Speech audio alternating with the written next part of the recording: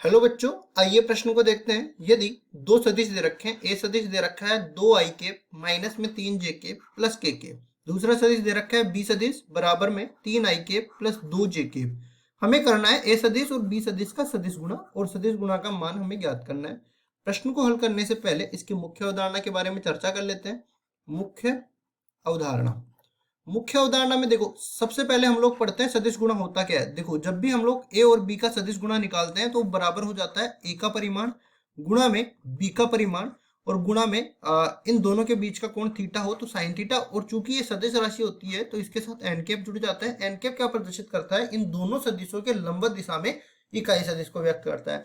मान लो यहाँ पे देखो सदिश रूप में दे रखा है ये पूरा, तो ए सदिश बराबर मान लेते हैं इस तरह से x1 आई के प्लस y1 जे के प्लस z1 के। इसी तरह बी सदिश को हम लोग मान लेते हैं x2 आई के प्लस y2 जे के प्लस z2 के। अब देखिए यहाँ पे हम लोग a और b के बीच में जैसे ही सदिश गुणा करते हैं तो ये बराबर हो जाता है। सारणिक विधि से इसका सदिश गुणा करेंगे तो सारणिक की पहली पंक्ति अपने पास हो जाएगा आई कैप जे कैप और के कैप से बना सदिश, और दूसरी पंक्ति इनके दिक् अनुपातों को प्रदर्शित करेगी। पहले सदिश के दिक् अनुपात x1 y1 z1, दूसरे सदिश के दिक् अनुपात x2 y2 z2।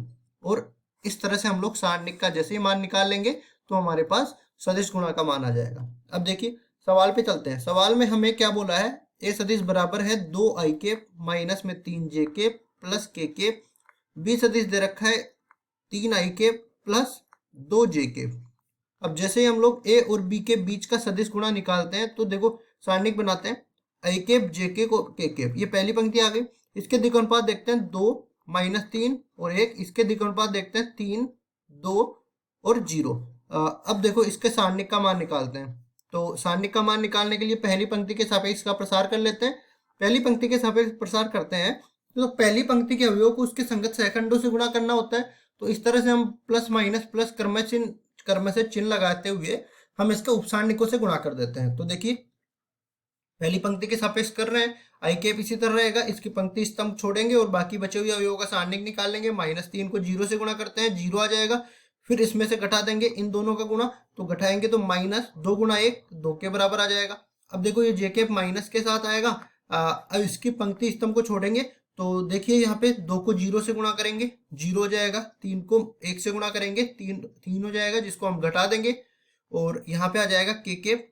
तो इसमें देखिए पंक्ति स्तंभ को छोड़ेंगे तो 2 गुणा 2 4 के बराबर आ जाएगा। इसमें से घटा देंगे इन दोनों का गुणा, जो पहले से माइनस है माइनस माइनस प्लस हो जाएगा और प्लस का 9 हो जाएगा। यहाँ पे इसको आगे सरल करते हैं तो देखिए ए सदिश और बी सदिश के बीच का जो सदिश गुणा है ये बराबर हो जाएगा। आई कैप का गुणांक देखते हैं, यहाँ पे -2 के बराबर आया तो -2 आई कैप।